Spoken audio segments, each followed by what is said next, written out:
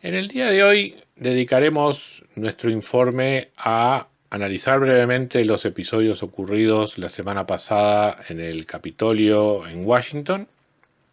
y analizar algunos efectos que estamos percibiendo en el mercado en lo que tiene que ver con el comportamiento de las tasas de interés.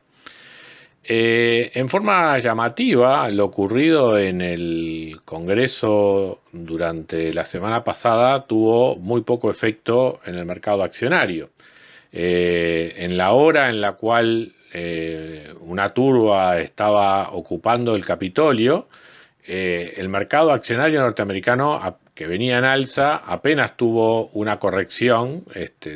terminando el día con una suba menor que la que se venía indicando, pero de todas maneras en terreno positivo, y arrancó al otro día incluso con una suba más pronunciada aún. Esto en parte se debe a que la resolución del evento fue relativamente rápida. O sea, no hubo un acompañamiento o una insubordinación de la autoridad norteamericana en general acompañando la turba. Eh, todas las fuerzas de seguridad de alguna manera se mantuvieron apegadas a la legalidad. Y el Congreso norteamericano, por otra parte, rápidamente culminó la tarea para la cual estaba encomendado ese día, que era justamente ratificar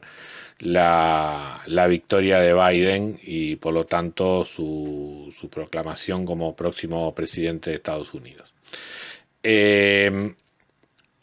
Al haber, digamos, ese proceso, haber terminado en la noche, digamos, luego de que se desalojara el Capitolio, evidentemente la jornada volvió a la normalidad al día siguiente.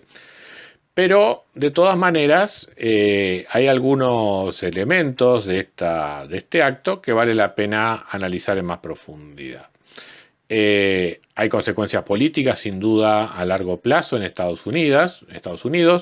Puede llegar a haber incluso alguna a corto plazo, pero es poco probable, como la posibilidad de que se invoque la 25ª enmienda, que es declarar incapaz al presidente y sustituirlo, o eventualmente llevar adelante un impeachment. Ninguna de las dos cosas creo que va a resultar probablemente implementable, digamos, en lo que queda del mandato de Trump. Pero de todas maneras, a largo plazo puede haber efectos sobre la sociedad y la política norteamericana que posiblemente hoy todavía no alcanzamos a percibir, pero hay un estado de cosas allí que debería llamar la atención y preocupar en el largo plazo. En lo que tiene que ver con los mercados, que es en lo que me quiero detener hoy, hay un aspecto que, más allá de lo ocurrido ese día, el día de la invasión al Capitolio, está empezando a darse o de alguna manera empezando a afectar el comportamiento de los distintos mercados. Uno es la aparente legitimación frente a los inversores del próximo presidente de Estados Unidos. O sea, de pasar de ser una figura que eventualmente podía traer incertidumbre frente a lo que habían sido un buen desempeño del mercado accionario durante la época de Trump, eh, el gobierno demócrata como que de alguna manera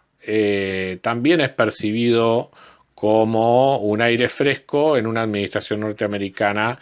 que a esta altura, evidentemente, con los actos que ocurrieron el otro día, parecía como algo desencaminado. Entonces, más allá de las preocupaciones que podía suscitar alguna de las propuestas de política económica del Partido Demócrata, lo cierto es que hoy por hoy el mercado valora mucho más lo que puedan ser estímulos de corto plazo para la economía que consecuencias negativas de largo plazo por un mal diseño de política microeconómica que, de llevarse adelante muchas de las propuestas demócratas, seguramente tendríamos sobre la mesa. A tal punto es eso así que otro evento ocurrido el mismo día del Capitolio, que fue el triunfo demócrata en Georgia, que le aseguró la mayoría en el Senado, también fue prácticamente ignorado en los mercados como algo negativo. O sea, previamente a esto, justamente una de las cosas que era visualizado como mejor escenario era una victoria demócrata en el Poder Ejecutivo, con mayoría en la Cámara de Representantes, pero una mayoría republicana en la Cámara de Senadores que eventualmente bloqueara alguna de las iniciativas más negativas que pudiera llevar adelante la administración demócrata. Ahora, con mayoría en ambas cámaras, de todas maneras, la percepción del mercado sigue siendo favorable hacia la nueva administración.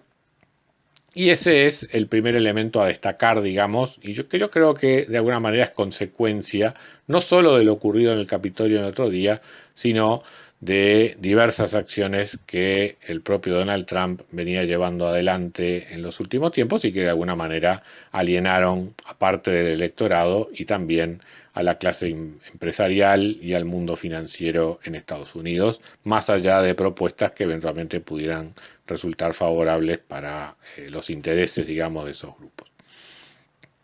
El otro aspecto sobre el cual quiero profundizar en esta nota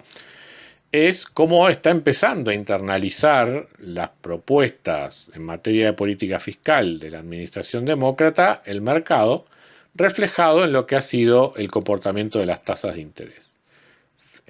En forma un tanto imperceptible, pero firme y acumulable, con efectos acumulativos a lo largo del tiempo, se viene dando una suba en las tasas de interés, especialmente en los tramos largos de la curva. O sea, la curva de rendimientos se viene empinando significativamente durante las últimas semanas. De hecho, desde en lo que va del año, ha habido una suba de unos 5 puntos básicos en los tramos cortos, unos 15 puntos básicos en los tramos intermedios y de 20 a 22 puntos básicos en los tramos de rendimientos de a 20 y 30 años. O sea que claramente la curva de rendimientos en Estados Unidos se viene empinando y eso es porque finalmente los analistas están empezando a ver un efecto que es de libro de texto en cuanto a que una política fiscal expansiva no indefectiblemente, pero como primer impacto tiende a generar justamente una suba en las tasas de interés porque esta política fiscal expansiva implica mayor endeudamiento y meter más bonos en el mercado de alguna forma u otra termina afectando negativamente el precio de esos bonos y por lo tanto tendiendo a aumentar el rendimiento. Entonces, finalmente el mercado ha notado eso, un aspecto que nosotros ya habíamos señalado en notas anteriores e incluso cuando hacíamos nuestras perspectivas para 2021, justamente habíamos visto que el mercado de rentas fijas presentaba un escenario muy volátil y con cierta negatividad, digamos, de cara al conjunto de políticas que uno ve para 2021 y años siguientes. Ahora, más allá de ese efecto, que es el que estamos notando en estos días, donde internalizando esa política fiscal expansiva, la curva de rendimiento se viene empinando, la otra cuestión que todavía el mercado no ha digerido como paso siguiente, digamos, a ese primer razonamiento es qué hará la Reserva Federal. Y ya hemos señalado nosotros en otras notas que, a nuestro entender, la Reserva Federal va a jugar a lo que, haciendo el paralelismo con el combate al coronavirus, refiere. También la Reserva Federal hará su juego en lo que tiene que ver con aplanar la curva, ¿ah? Porque está claro que si el objetivo de la Reserva Federal a corto plazo es la reactivación y definitivamente los riesgos de inflación no son percibidos como algo inminente, la respuesta de política monetaria es acompañar la expansión fiscal dándole financiamiento al gobierno. Entonces, de alguna forma, lo que vamos a estar viendo en los próximos años, y ya lo habíamos señalado también anteriormente, vamos a tener sobre la mesa el dilema para la Reserva Federal entre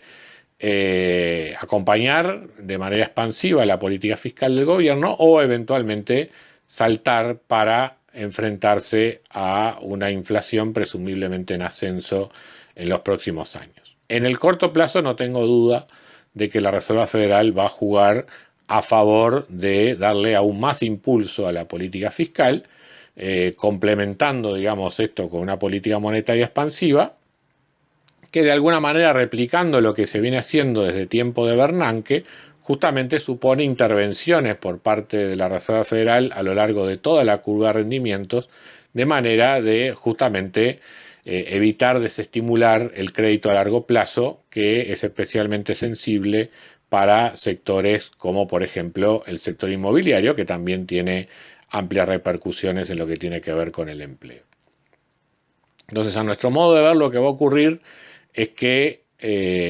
vamos a ver intervenciones de la Reserva Federal tratando de aplacar la suba de los rendimientos en los plazos largos, y es una situación que va a permanecer hasta que eventualmente la presión sobre demanda se termine trasladando a los precios, y entonces ahí sí, de nuevo, vamos a tener presiones al alza sobre la tasa de interés, pero ya no solamente porque hay una mayor oferta de bonos del gobierno norteamericano, sino además también porque las expectativas de inflación de los agentes económicos empiezan a aumentar. Y ahí es donde se va a dar ese dilema que mencionábamos para la Reserva Federal en cuanto a, de alguna manera, ratificar esas expectativas de inflación más alta y convalidar una inflación más alta en el futuro. Y de esa manera, por lo tanto, seguiríamos con un escenario de tasas de interés reales negativas que seguiría alimentando lo que han llamado algunos una burbuja racional en el mercado accionario, o eventualmente enfrentarla, ¿verdad?, con una política monetaria más restrictiva, lo cual puede tener connotaciones bastante negativas, no solo sobre alguna reacción sobre el mercado accionario, sino además también sobre la sostenibilidad de la deuda pública.